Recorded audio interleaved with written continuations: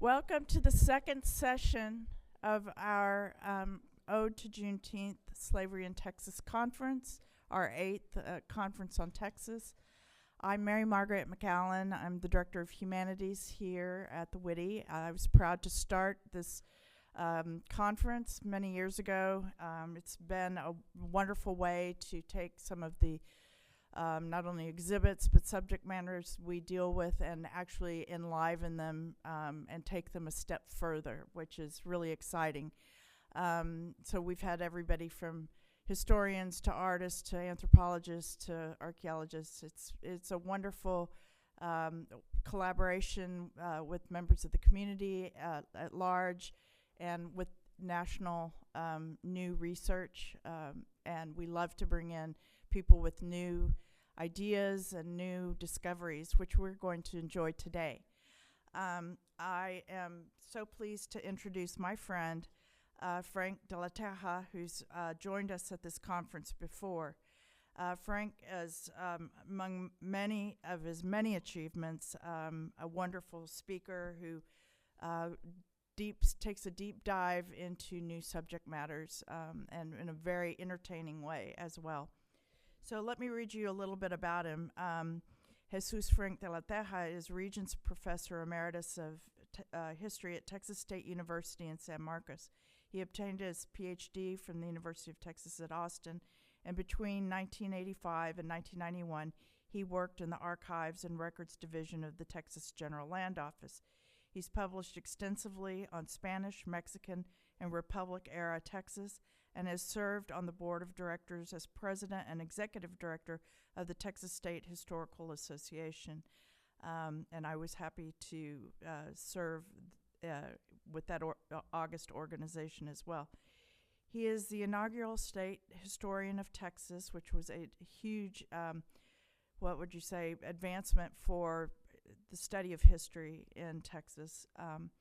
And currently he serves on the editorial board of the Alliance for Texas History. He's also an honorary admiral in the Texas Navy and an honorary member of the Sons of the Republic of Texas.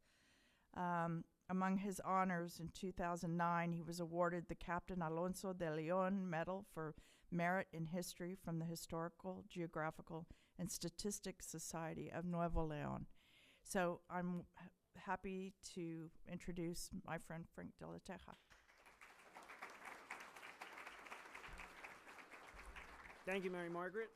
Let me get my paper out here. I don't fly without a net because then we really would go over time. I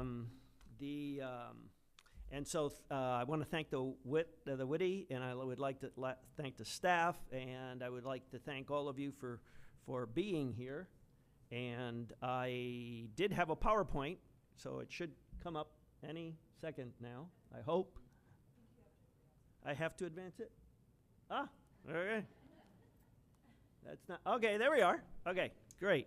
So I'd like to start by emphasizing that the history of people of African descent in Spanish America, especially that part known as New Spain, and that included Texas, is distinctive from the history of African Americans in what became the United States. Although slavery was at the core of the American experience in both societies, the very different historical backgrounds of early modern Spain and Britain means that the concept that we call race was distinctive in each.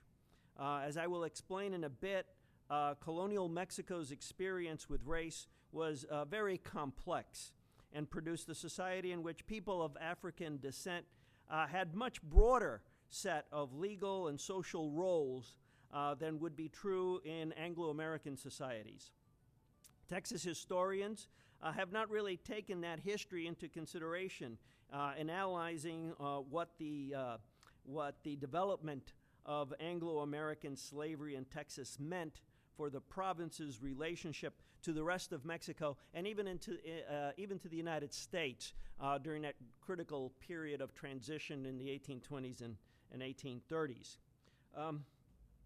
So this morning, I'm interested in giving you an idea of how colonial Mexico's racialized society developed in the 300 years before Mexican independence and how it expressed itself in Texas.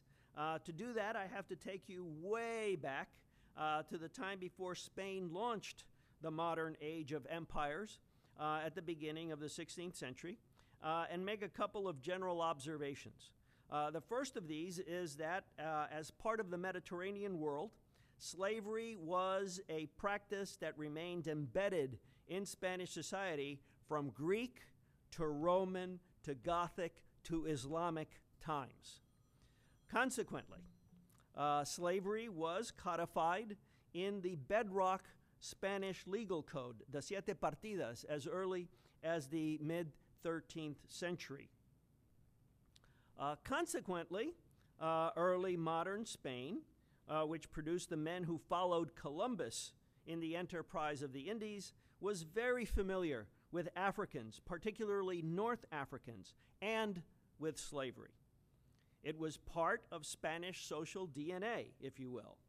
Christians fighting to take back the peninsula from Muslims and Muslims raiding Christian towns and ports regularly enslaved each other.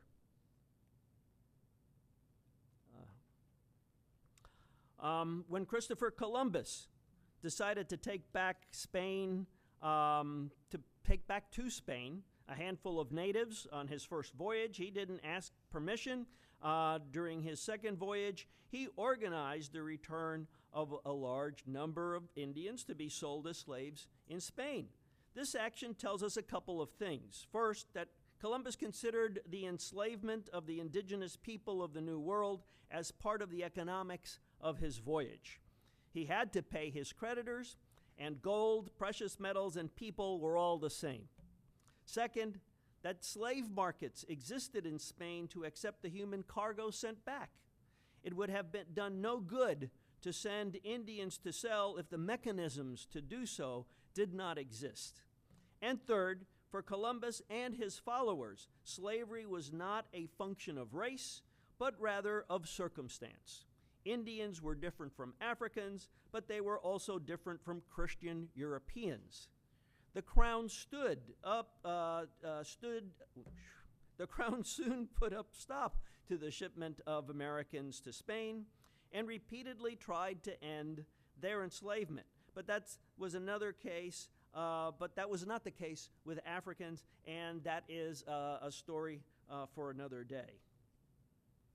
The first Afro-Iberians, that is, Africans incorporated into Iberian civilization or born in Iberia, began arriving in the Indies with Columbus. The pilot of the Niña may have been a mulatto, and there were at least a couple of Africans on his fourth voyage in 1502, one of whom may have been the first enslaved African in the New World.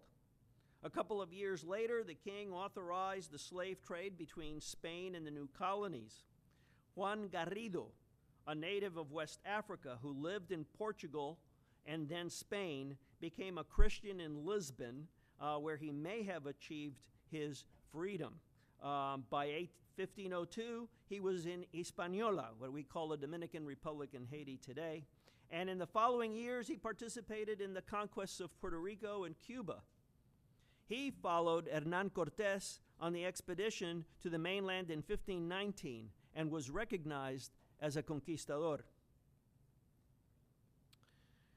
As the Spanish imperial program expanded in the mid-16th century, so too did African slave trade because of the collapse of the indigenous population and the small size of the Afro-Iberian population. Direct forced migration from Africa significantly picked up after 1580, when Philip II of Spain also became the King of Portugal. Spain tapped into the Portuguese slave network until 1640, when Portugal regained its independence. By then, over 275,000 Africans had made the Middle Passage to New Spain, and that's to New Spain alone. As the indigenous population began to recover in the middle of the decades of the 17th century, the importation of enslaved Africans stopped. By the second half of the 17th century, the Afro-Mexican population relied on natural growth to exist, which meant that the number of people of purely African ancestry declined while those of mixed parentage increased. By 1810, the over 600,000 recorded Afro-mestizos, and there certainly were a lot more, made up about 9% of New Spain's total population, which was otherwise overwhelmingly indigenous. And Afro-Mexicans, the majority free but also the enslaved, lived in every part of the viceroyalty, occupied positions in almost every sector of the economy, and made up a significant portion of the empire's racialized social order, commonly referred to as the sistema de castas. It would be wrong of me to leave an impression that the interactions of Africans and Spaniards did not involve resistance to enslavement and abuse. As early as 1503, Spaniards on Hispaniola notified the crown of black cimarrones, or maroons, as they're known in the English-speaking world. Blacks revolted in 1537 and 1612 in Mexico City, the latter conspiracy leading to the hanging and beheading of 36 African men and women. In the late 16th century and throughout the 17th century, communities of runaway enslaved Afro-Mexicans challenged the Spanish state for shorter or longer periods of time. During the 17th century's golden age of piracy, men of African descent participated in resisting Spanish rule by plying their criminal trade in the Gulf of Mexico and the Caribbean, although you won't see them in Earl Flynn movies.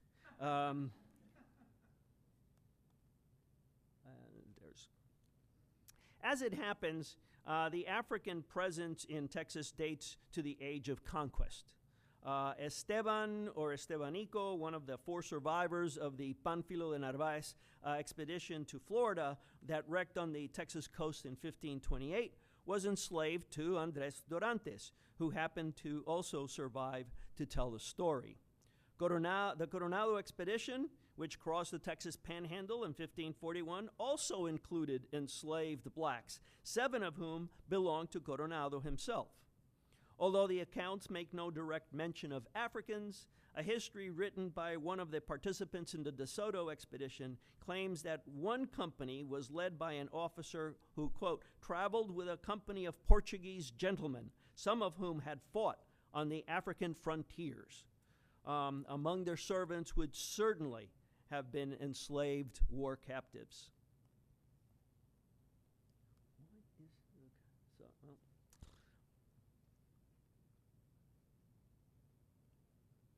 I gotta press this better. By the time of Mexican frontiersmen probed the region of the Rio Grande and beyond in the late 17th century, their numbers included considerable numbers of Afro-mestizos. At least one Afro-Mexican, Juan de la Concepcion, accompanied Domingo Ramon's 1716 expedition that carried out the permanent settlement of East Texas. 2 years later, Governor Martín Alarcón brought Afro-Mexicans to Texas as part of the expedition that founded San Antonio. The Marqués de San Miguel de Aguayo, whose 1721-1722 campaign completed the permanent occupation of Spanish Texas, including the founding of the Presidio Mission Complex at La Bahia, also included Afro-Mexicans. Consequently, people of African descent, most free, but some enslaved, were part of the Texas story from the beginning of the province. Just as in colonial society in general, Afro-Tejanos occupied every level of the economy, from landowners to enslaved, and from blacksmiths to day laborers. The province's first official census, taken in 1779, includes mulatto farmers, tailors, masons, blacksmiths, carpenters, field hands, and day laborers. Despite being listed as Spanish, Afro-Mexicans also served as soldiers in the presidios. But the absence of field slavery meant that enslaved Afro-Mexicans made up only a very small proportion of the population in Texas. The one place that experienced an increase in the enslaved of African heritage at the end of the 18th century was Nacogdoches, which by then had a substantial population of French, English, and Irish residents who brought their enslaved workers with them. Another interesting difference between East Texas and the rest of the province at the beginning of the 19th century is that while enslaved females outnumbered males elsewhere, in late colonial Nacogdoches, enslaved males outnumbered females 39 to 36. Both the number and the gender balance tell us just how quickly East Texas was being integrated into the American socioeconomic system. Despite the growth of American influences, both the continued practice of the casta system and the Spanish legal tradition meant that Afro-Texans, including enslaved ones, had access to rights and protections not found in the United States. Enslaved people in the Spanish world could seek justice for crimes committed against them and had the right to seek a change of master or even to purchase their freedom. The practice of manumission at the death of the owner was to be found in Texas. Juan Flores de Abrego, for instance, freed an enslaved woman at his death in 1779, but required an enslaved man to continue in his wife's service until her passing and then be included in his estate. Another right that enslaved people held in Spanish dominions, one that may seem contradictory, but was part of the imperial rivalries that overshadowed just about all aspects of life in the New World, was the right of asylum by foreign slaves. The surviving correspondence on Texas cases indicates that local and superior officials took seriously both the legal rights of the owners and the individual rights of enslaved runaways from Louisiana, and the policy changed with the political winds of imperial rivalries. Despite legal protections born largely of religious principles, I must emphasize that the Spanish legal system was based on deeply ingrained cultural attitudes that equated African descent with undesirable social and economic characteristics, specifically what was called the stain of slavery. Despite Afro-Mexicans' obvious economic success and participation in every aspect of social life, the terms mulatto and mulatto dog were commonly employed as insults. For instance, Governor Domingo Cabello wrote to his superior officer of the prominent Menchaca family, whose head, Luis Antonio Menchaca, had been presidio commander at San Antonio in the 1760s, and others of whom were in the military service throughout the region, that the Menchacas were, quote, no more than poor mulattoes.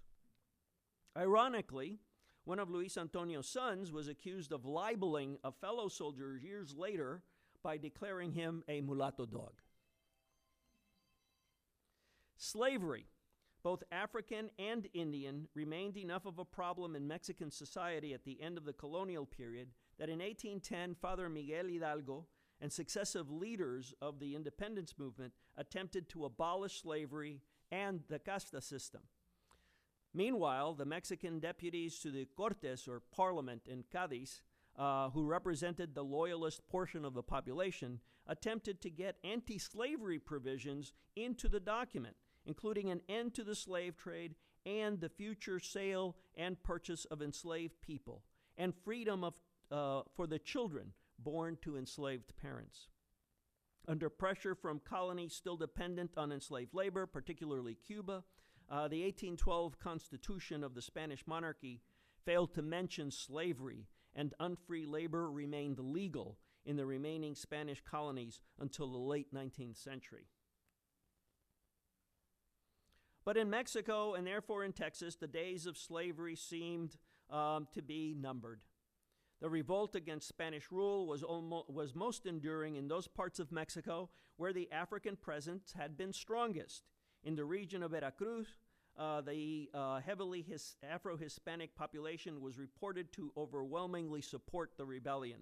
In 1812, enslaved workers in the sugar plantations in the region of Córdoba, one of the last remnant areas of field slavery in colonial Mexico, rebelled. After the flagging of the independence movement, as one after another of the rebel leaders accepted a pardon or faded from view, Vicente Guerrero the most successful Afro-Mexican insurgent, remained in the field, controlling parts of the state that now bears his name. What happened here? There we go. In 1820, the man charged with bringing Guerrero's revolt to an end, Agustin Iturbide, instead made a deal with the Afro-Mexican rebel that has come to be known as the Plan of Iguala. It declared Mexico independence under three guarantees: religion, unity, and independence as a monarchy. In the details of the plan were the equality of all Mexicans before the law, an implicit recognition that slavery should come to an end. When it gained its independence in 1821, Mexico still had somewhere between 3,000 and 10,000 slaves, a few of them in Texas. In 1822, the Congress that met in Mexico City to form a new government reiterated the aspirations of the insurgents, and on 17 September prohibited racial categorization. In other words, from then on, vital statistics and census records would not record an individual's racial or ethnic status, since it no longer existed legally. The government could not, of course, change Mexican culture overnight, but the principle of racial equality was established.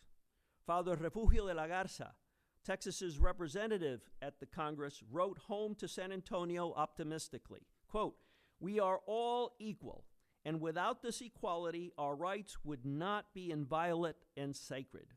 Indeed, the census records of post-1822 Texas reveal the efforts to match ideals and realities by omitting race as one of the data categories. In other words, before the Anglo American settlement of Texas in the late 1820s and the early 1830s turned the tide, Mexico, and despite what Eugene Barker and other Texas historians have said in the past, Mexico had been moving in the direction of the abolition of slavery long before it's given credit for. It's made to seem that all of Mexico's actions are in response to what Anglo Americans are doing, and that's just not the case.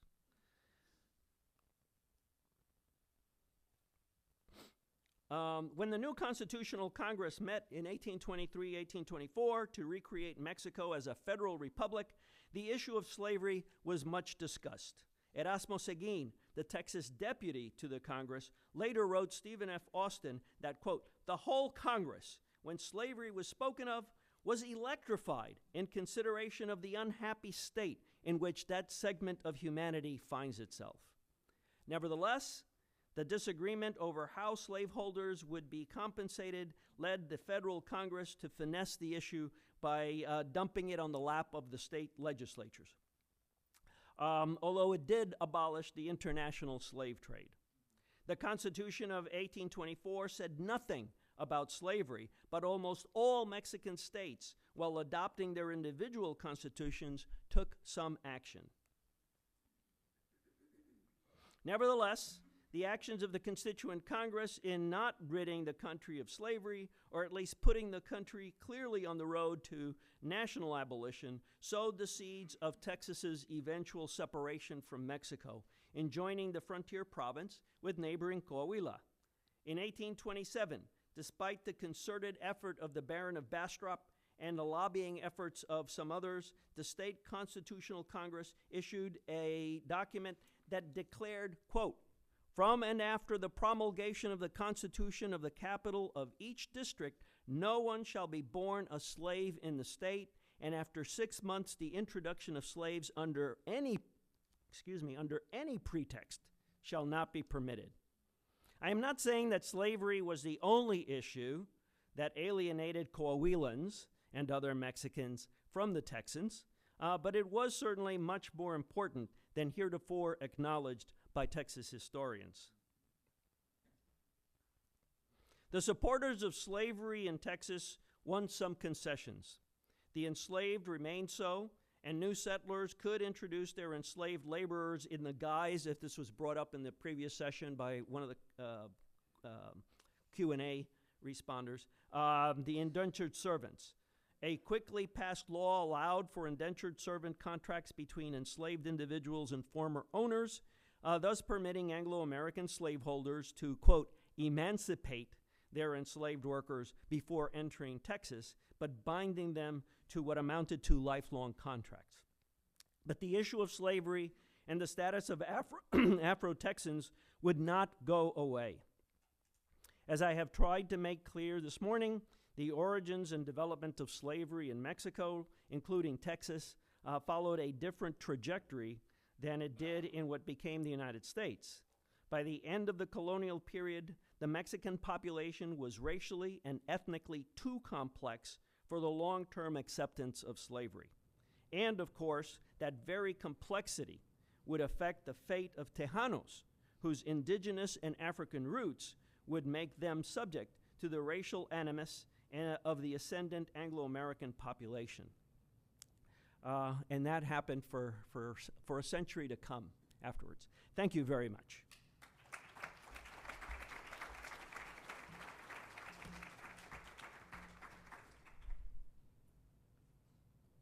Thank you, Frank. He's done such amazing work. And another amazing historian who's here to join us today is Dr. Nakia Parker, Assistant Professor of History at Michigan State University. Nakia is an assistant professor, and in her research, this has taken her through African American history and Native American history combined. She's currently finishing her first book, Trail of Tears, Lives of Bondage, Black Life, and the Limits of Kinship in Indian Slave Country, 1830 to 1866, which examines the life of enslaved and self-liberated individuals of African and Afro-Native descent in Choctaw and Chickasaw communities in the 19th century Indian Territory, today present-day Oklahoma. Dr. Parker's work has been published in several academic and popular journals and books, including the Journal of African American History, Southern Cultures, and in the New York Times bestseller 400 Souls, A Community History of African America, 1619 to 2019. Give a warm welcome to our next speaker, Nakia Parker.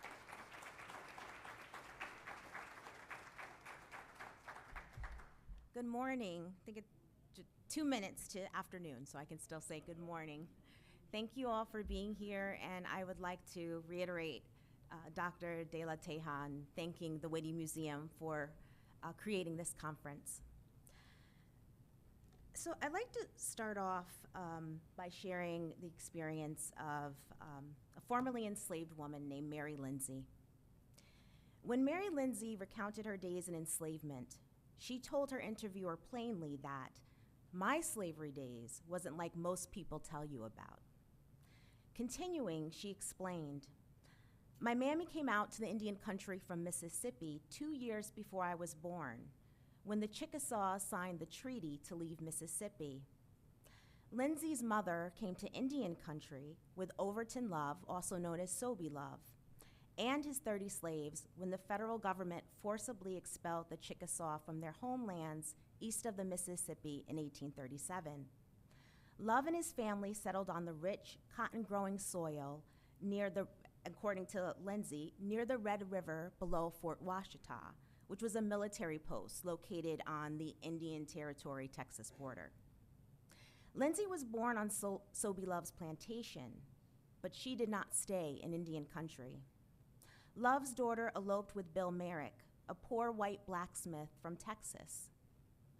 Overton Love eventually accepted the marriage and gave his daughter, quote, some money to get started on.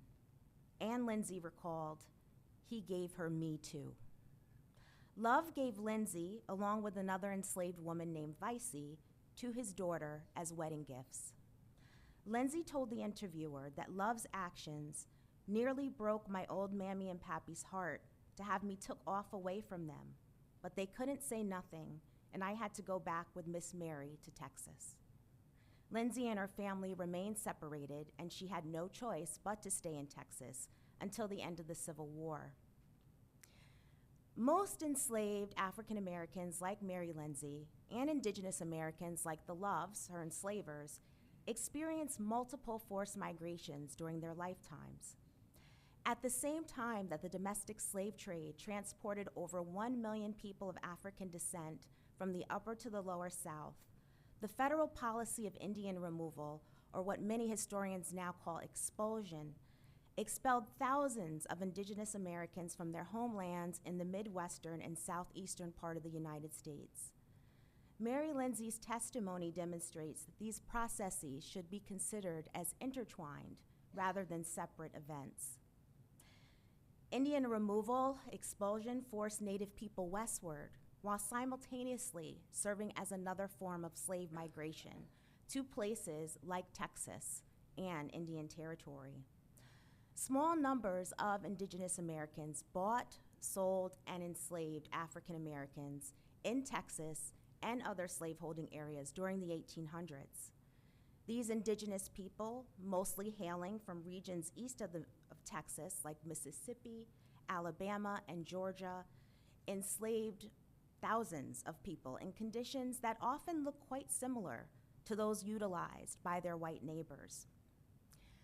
But first, I think it's important to establish how did indigenous people begin to participate in chattel slavery. Let me give some background on the institution of chattel slavery and some statistics as well. So as you can see from this map, there were 5 nations with ancestral homelands in the southeastern part of the United States that participated in the enslavement of people of African descent. And that is the Muskogee Creek, the Cherokee, the Choctaw, the Chickasaw, and the Seminole. And again, you can see their homelands on this map.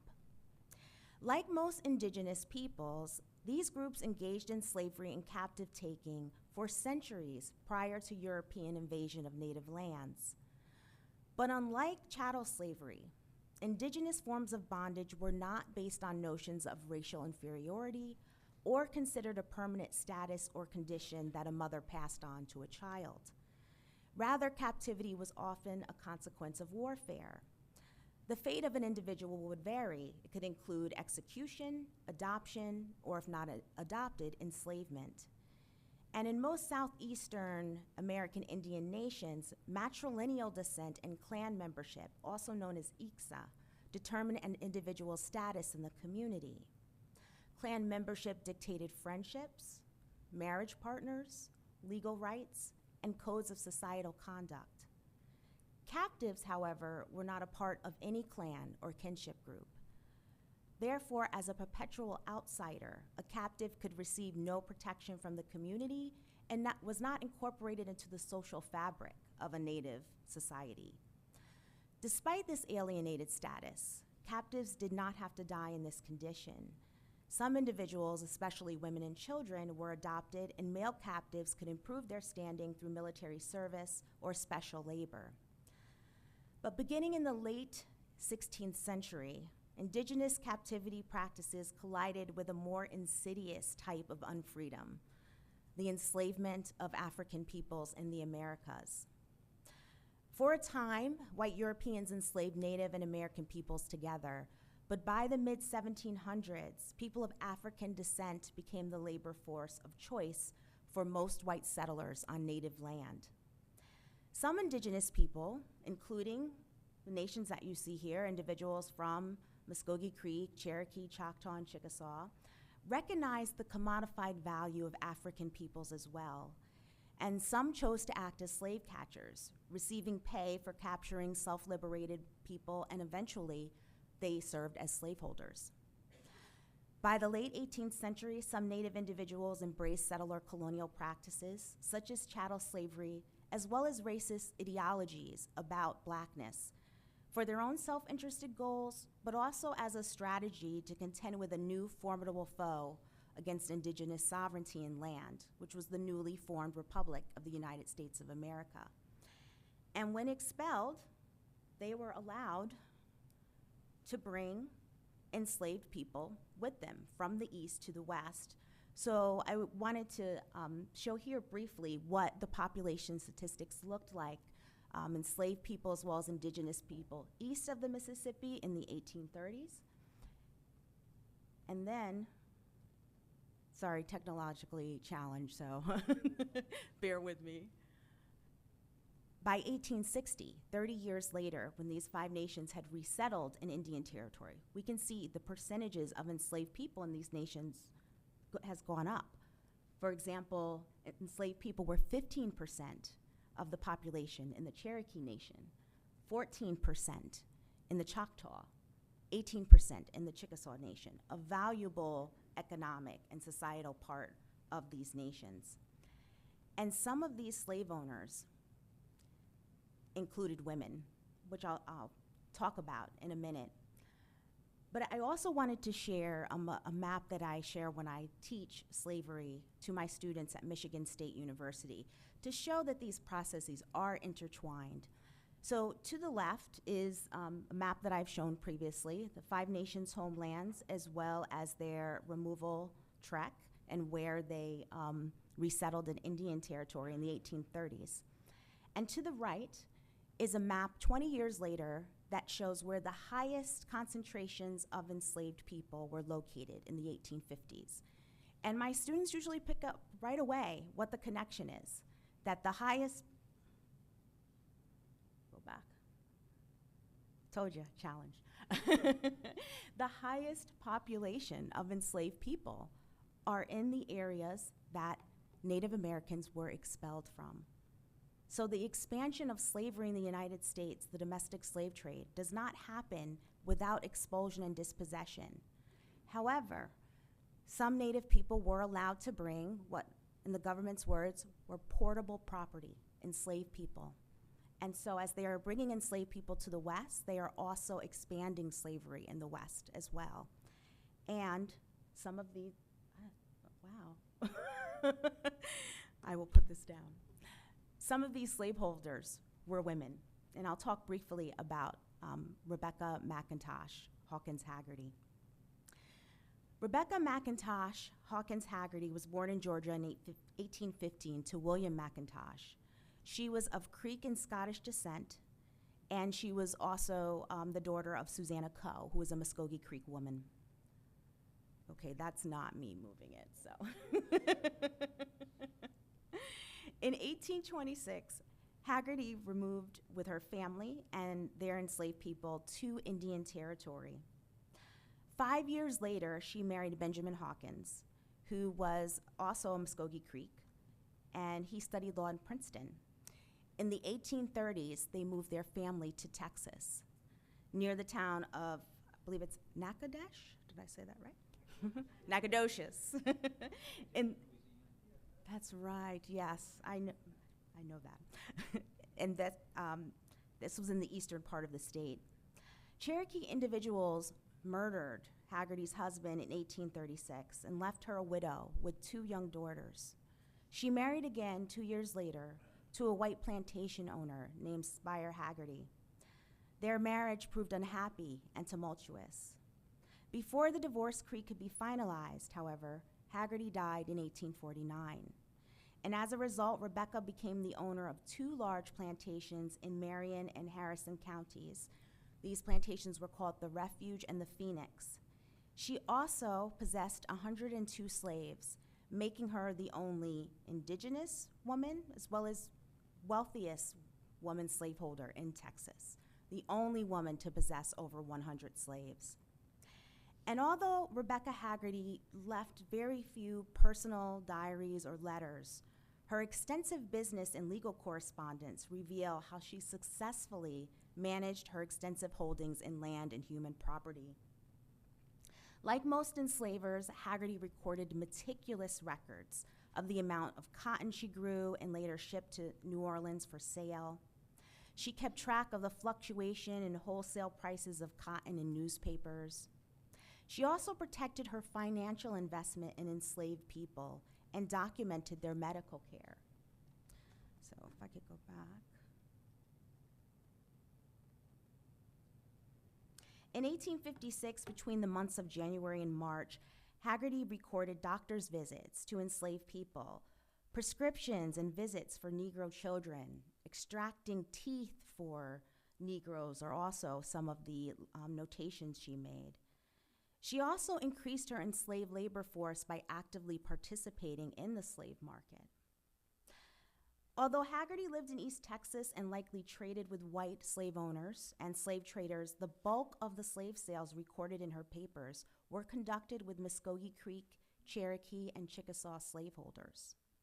Many of these transactions occurred between Haggerty and her family members, which undoubtedly helped maintain the wealth and financial solvency of immediate and extended kin.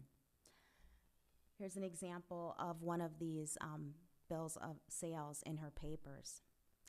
In 1851, Haggerty's sister, Sarah McLish, who lived in the Chickasaw Nation, sold 17 bondspeople to her, 6 boys, 5 women, 6 female children, ages ranging from 5 months to 38 years.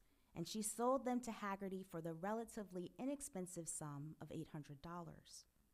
In a more profitable trade, Haggerty's brother, Daniel McIntosh of the Muskogee Creek Nation, sold her 2 boys, aged 16 and 18, both slaves for life, for $2,400. According to the 1860 census, many of these family members eventually moved near Haggerty. They established plantations in Marion County, including her daughters, Louisiana and Anna. And along with their husbands, and Haggerty's 2 younger sisters and their families, they created really a matrilocal slaveholding community.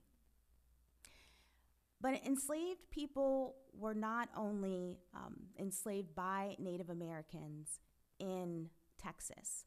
There was also, they were not only enslaved in Texas, they were also kidnapped from Indian Territory and brought to Texas. So it wasn't just a matter of Native slavers living in Texas and enslaving people. There was the very real threat of kidnapping of enslaved people.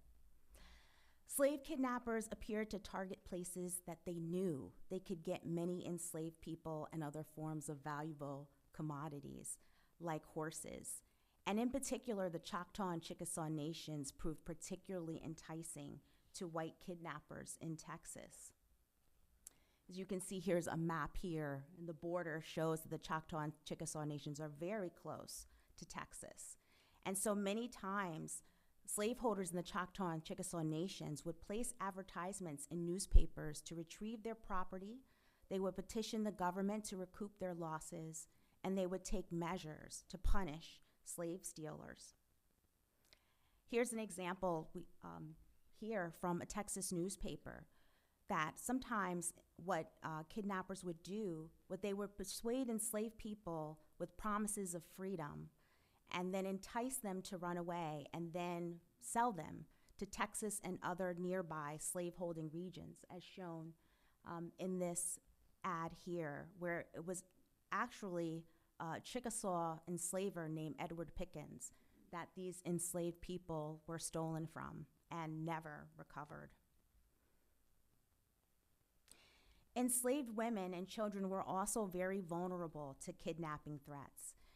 Kezia Love, the formerly enslaved woman you see here, recalled that after hearing numerous reports of slave stealing in the Chickasaw Nation, enslaved women exercised extreme caution in performing their daily tasks.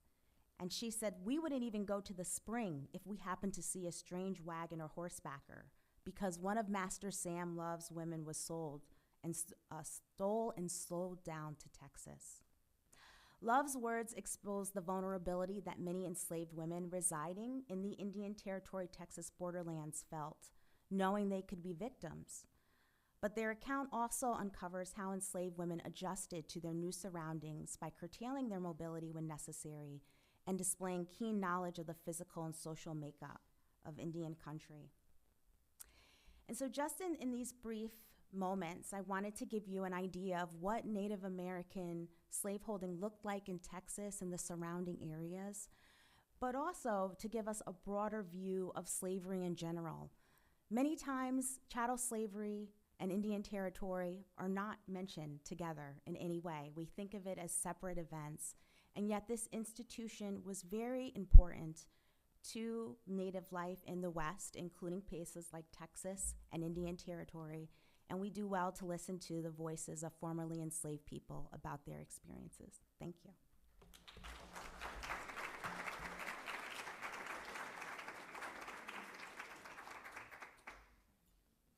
Such a fascinating subject and almost never talked about. And wish you well with your upcoming book.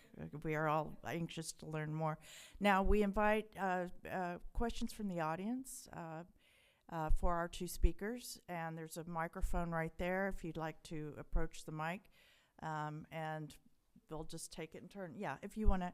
I'll tell you what, I will give up my position here, and y'all can share the mic. We don't have a floating mic, do we? Oh, can I have that? This is a thank you for both of you. I'm the 6th generation of 8, and we hailed from what was New Filipinas, which was Texas before Texas of 1845, Texas Revolution 1830s. The Stephen F. Austin entourage came in 1824, and my enslaved ancestors came as a part of Stephen F. Austin's entourage. The enslaved person was the property of Caleb Wallace, who was the last one to be brought into the summer encampment of Stephen F. Austin. No question here. Thank you so much for your research, and I am blessed to be a descendant that has still survived to tell the story. So God bless you.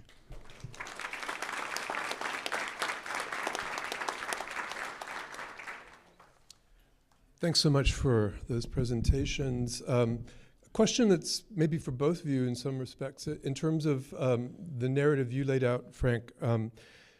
Were there abolitionist voices in the spectrum of personalities who were moving that change in Mexico? And the larger question of, were there instances of resistance or rebellion, either from within the Native community or among Native, Indigenous, and African American alliances? So just a question as to whether there was any spark of abolitionist thinking going on in Mexico or in Texas. There was an earlier reference to the folks aiding the freedom seekers. Were they doing it on principle, or were they coyotes? Were they paid wranglers? So just a question in terms of whether there was a margin of resistance at play as well. Okay, so for the first part of the question, in terms of Mexico generally, I do have an article, and this presentation today actually was supposed to appear in July of next year, but they moved it up, so they came out at the same time. So I have an article in the Southwestern Historical Quarterly where I expand on the themes of this morning. And basically, my point being that Texas historians haven't really taken the time to understand the threads of abolitionism, anti-slavery, and more anti-slavery than abolitionism itself, within late colonial Mexican society. And the result has been that we don't recognize in what, and I mentioned Miguel Hidalgo, but also Morelos also issues own abolition decrees. And Aldama issues an argument for abolition. And all of them, and they are based on the fact that in late colonial Mexico, one is dealing with an obviously mixed race population that includes Afro Mexicans at almost every level of society, except in positions of quote unquote political and religious power. They aren't high government officials, but they can rise even in a place like Texas to become presidio commander. Luis Antonio Menchaca and family are obviously of mixed race. And yet they are considered Spanish because that's what you're supposed to be. So there is a movement in the direction of general freedom, and the fact that in a population of more than 6 million people, you can count the number of slaves in under 20,000 is telling you that it's a moribund institution. It's revitalized by the arrival of Anglo Americans, but there's a contested period of time between 1821 and about 1827, 1828, where we don't know if Anglo Americans are actually going to be as important to the story of Texas as they actually become. And so I don't want to take up too much time, but that's there. Within Texas itself, unfortunately, as the Tejano leadership itself sees that Mexico is not going to be able to furnish the resources to develop Texas within a Mexican context, and they turn their attention to where development can come from. That development is dependent on slave labor, and therefore one doesn't see a pro-abolitionist or an anti-slavery narrative among the Tejano elite. They are supporters of slavery because essentially that's where it appears that their bread is going to be buttered on. Yeah. I want to say our session is officially over, but we're going to keep this going for another 5 minutes, and because these questions are so vital. Please. So for the nations I study, the Choctaw and Chickasaw, no, there is no abolitionist sentiment. They have actually encoded in their constitution that if any abolitionists exist in the nation, they will be thrown out of the nation. They actually throw missionaries out of the Choctaw Nation because they suspect them of abolitionist sentiment. And as a whole, the 5 nations that I briefly discussed who were involved in chattel slavery, all 5 of those nations sided with the Confederacy during the Civil War. And for the Choctaw and Chickasaw, they do not sign a treaty ending slavery until April 1866. And so we have testimonies from formerly enslaved people of being sold on the auction block in the Choctaw and Chickasaw nations. So to answer, no, there is no sentiment. Okay, I just wanted to quickly thank Dr. Parker for your work. I also want to ask you, what are you finding like in Florida and Georgia about like Cherokee and Seminole specifically, just because like I have some family history, so I'm just curious if you can just enlighten us. So let me just be clear about resistance, slavery, what does that look like? So I'll speak briefly to the Cherokee and Georgia, because they are the nation really that we think most about when we think about removal, even though thousands of other people were involved. But the Cherokee Nation, particularly with the legal work that they did in trying to confront dispossession and removal, we know a lot about their fight. And for the Cherokee, there was a division in that particular nation about removal and about abolition that we do not see in the Choctaw and Chickasaw nations. But you also had some very wealthy Cherokee slaveholders. There are books written by a wonderful historian, Teja Miles, who goes in depth about slavery in the Cherokee Nation and looks at one particular family in general and talks about the wealth that they generated. We have Cherokee slaveholders who not only were cotton growers, but they were engaged in salt works, they did cattle raising and herding, all with the help of enslaved people. But at the same time, you do see kinship. You do see some Cherokee people and some people of African descent being family members. You see some Cherokee people actually helping fellow enslaved, getting fellow enslaved family members from slavery, either by manumission or through other legal means. And yeah, I'll stop there. We can talk a little bit more, but it's a complicated topic, and it involves dispossession, anti-blackness, expulsion, but it's something that we need to address. My question concerns a misplaced heroic concept on Antonio Navarro. In reading many of the letters that he wrote to Mexico City during his period of here in San Antonio, many of them were political about the right to own slaves. But many of the letters also were to the church concerning whether slaves had souls.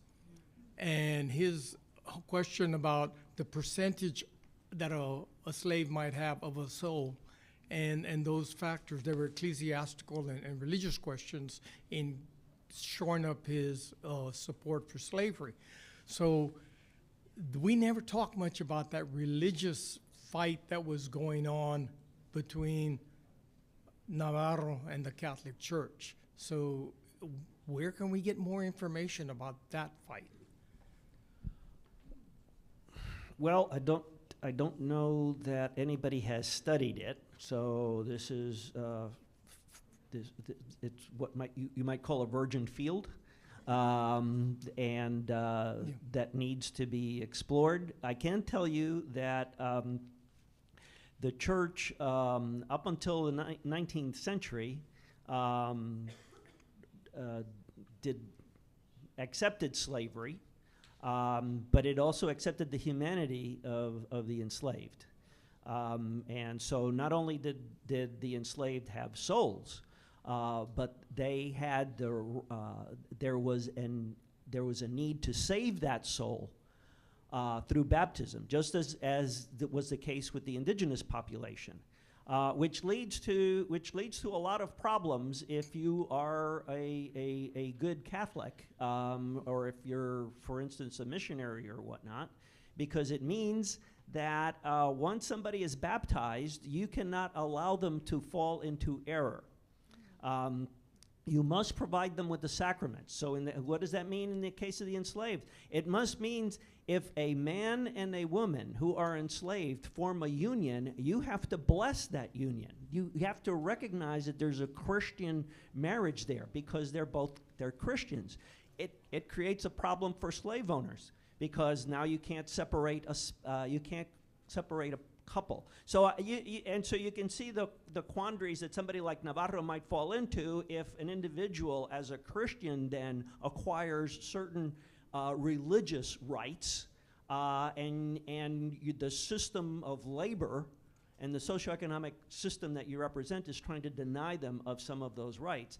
It creates problems, but I won't go any further than that. I'm just saying that that's foundational to understanding the problem. I'm sorry I know you're waiting with a question. Perhaps you can do this, but we are due at lunch, so they have asked us to come sit down.